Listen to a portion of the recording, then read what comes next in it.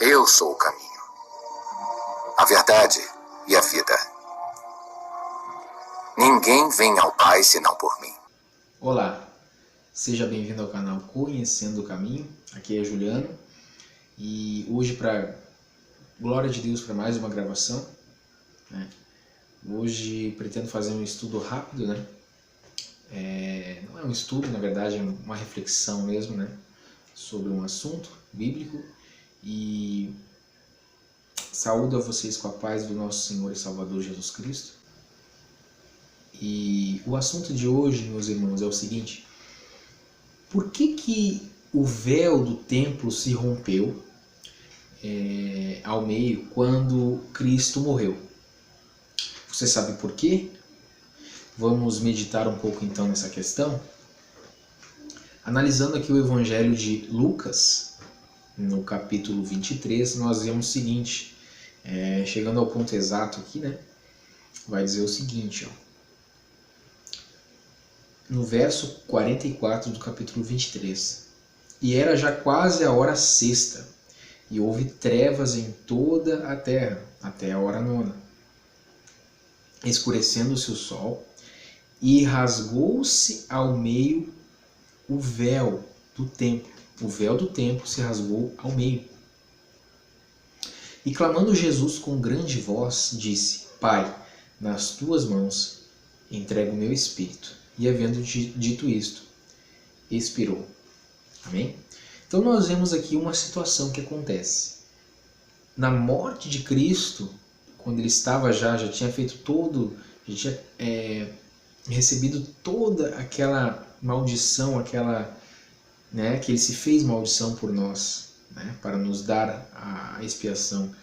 Quando ele teve todo aquele sofrimento, né, toda aquela dor, aquele espancamento, enfim, toda a crucificação em si, né, quando ele vai morrer no ato, né, da sua morte, nós vemos que o véu do templo de Salomão, ele se rompe.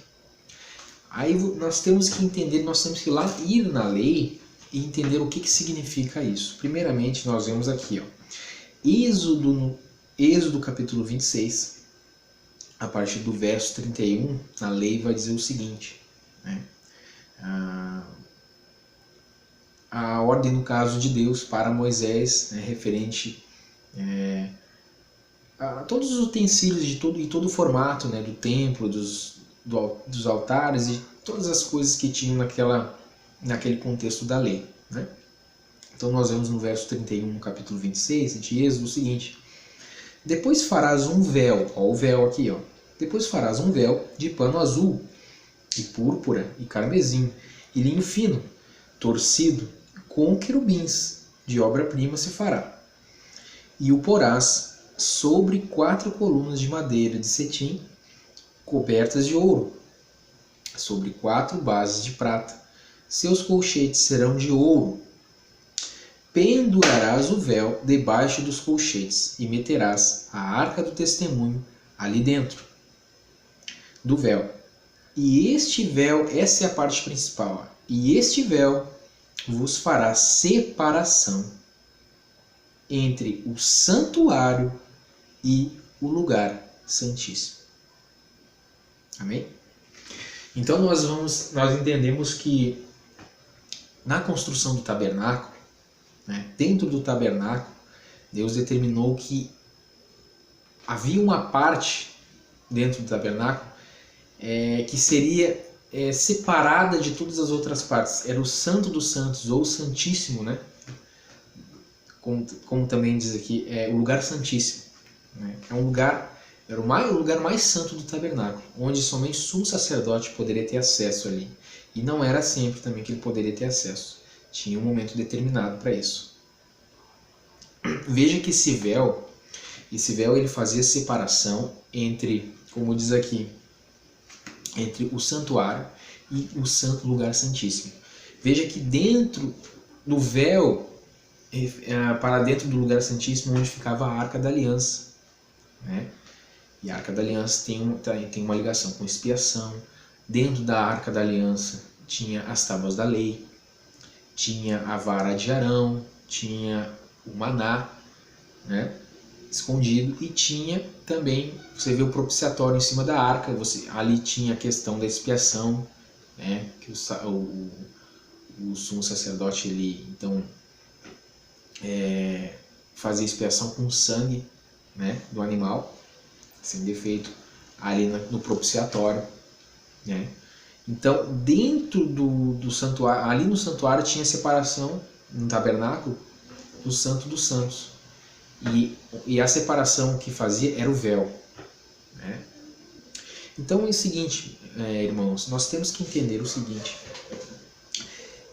todas essas coisas que estão lá no contexto da lei, no sentido de tabernáculo, no sentido dos utensílios que tinha no tabernáculo, né? Castiçal, né?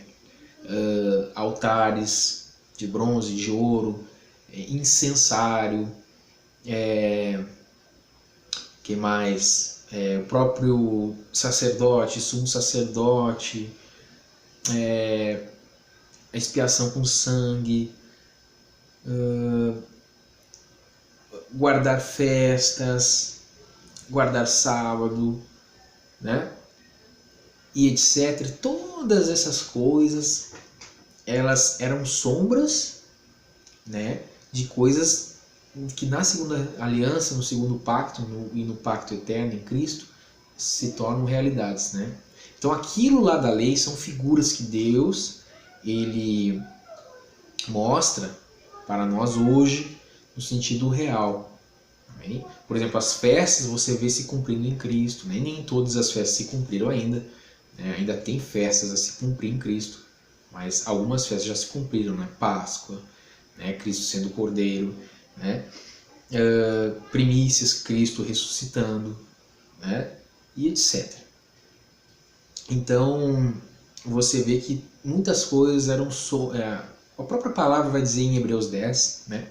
E você vai ver também em Colossenses no capítulo 2, que essas coisas eram sombras, né, de realidades que Deus queria mostrar. Então aquilo lá era tipologia. Então quando você vê essa questão do véu no Santo dos Santos, no lugar santíssimo, que separava o santuário, o resto, a outra parte do tabernáculo, veja que é o seguinte: nós vemos que Deus ele instituiu na primeira aliança que o tabernáculo seria, vamos dizer assim, a casa de Deus, né? Onde a presença de Deus estaria com o povo de Israel, com os descendentes de Jacó, de Israel. Amém? E o tabernáculo nós sabemos que é uma tipologia de nós, nós que somos cristãos, vamos dizer assim, nós que somos filhos de Deus, nós que cremos em Cristo e vivemos o Evangelho. Amém? Por quê? Porque nós vemos que na primeira aliança a presença de Deus então estava no tabernáculo, né? Claro que Deus, a palavra de Deus vai dizer que Deus não habita em templos, né? Deus, o céu é o seu trono e a terra é os cabelos de seus pés, né? Mas a presença de Deus em si, em figuras, estava também no tabernáculo, né? É como se o Espírito Santo estivesse no tabernáculo, ali no Santo dos Santos. E hoje, na nova aliança, você vê que o Paulo vai dizer, o próprio Cristo vai dizer também, né? O próprio Senhor Jesus ali em João 14, Paulo vai dizer em 1 Coríntios 6, se não me engano, né? E que nós, hoje, através da conversão, nos tornando nova criatura, então nós nos tornamos santuário da presença de Deus, né? Então você vê que o tabernáculo ele é uma tipologia de nós, porque na primeira aliança a presença de Deus estava no tabernáculo, mas hoje na nova aliança, através de Cristo, do seu pacto, né, nos dá o direito de termos a presença de Deus, né, como as Escrituras nos provam, né, dentro de nós. Então você vê que o tabernáculo representando É uma tipologia de nós. Tanto é que o tabernáculo é uma tipologia do próprio homem. Por quê? Porque o tabernáculo era móvel. Ele não era uma casa fixa, vamos dizer assim, como o templo. Né? O templo de Salomão, ele era um lugar fixo, né? Foi fundamentado em Jerusalém e ele só estava lá. O tabernáculo não, o tabernáculo ele era móvel. Era montado o tabernáculo lá no deserto e quando eles partiam eles tinham que desmontar, carregar e depois em outro lugar que a coluna de fogo lá e fumaça parasse, né? Então lá eles tinham que montar de novo. Então você vê que o tabernáculo era móvel, né? Representando nós, que nós somos móveis, nós somos templos móveis, né? Por isso que Paulo vai dizer que nós somos o templo do Espírito Santo.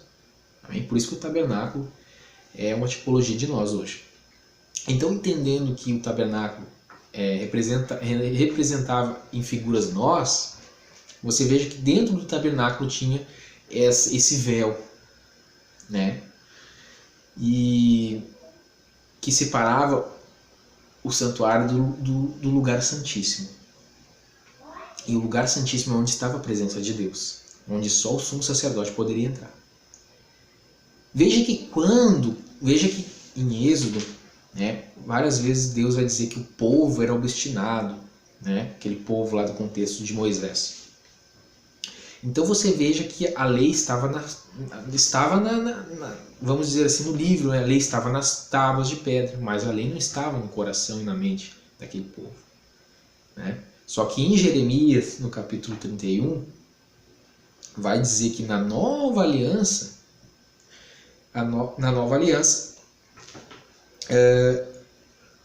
a lei de Deus seria implantada no nosso coração e na mente. Como? Através do Espírito, né? E a gente sabe, né, que através de Cristo, pela fé, né, Cristo fez o sacrifício como um Cordeiro de Deus.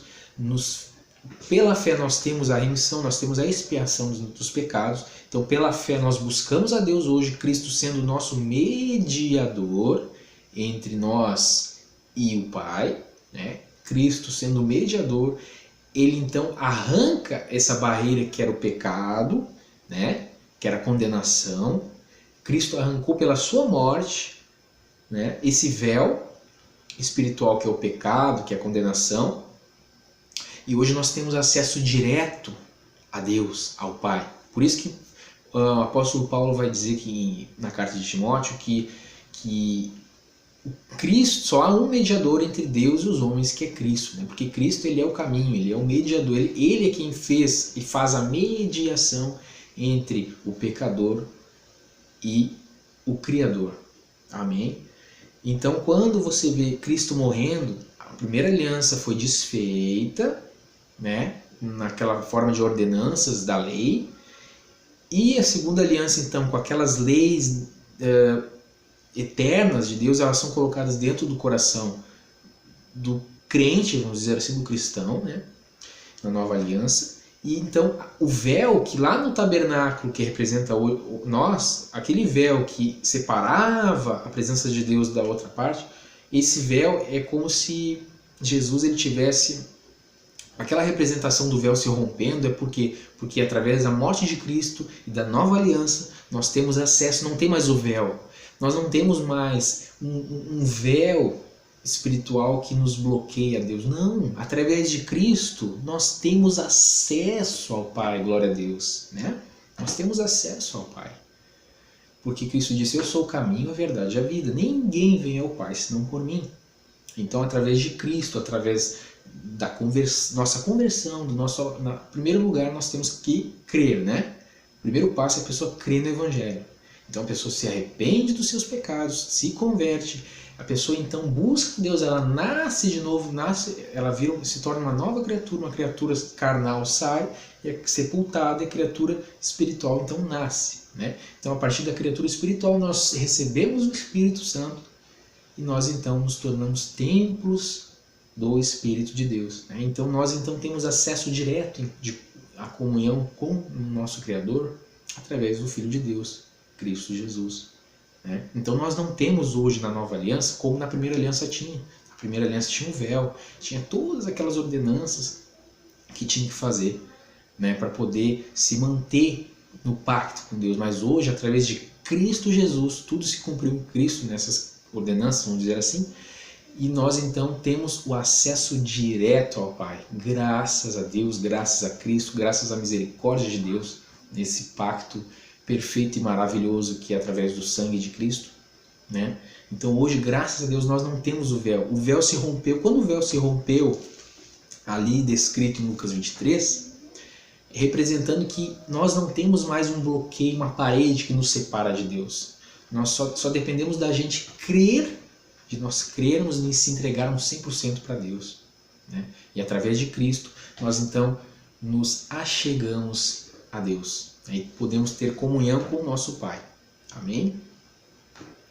Por isso que Jacó, ele viu naquela visão, lá em Gênesis, ele viu a visão de uma escada, né?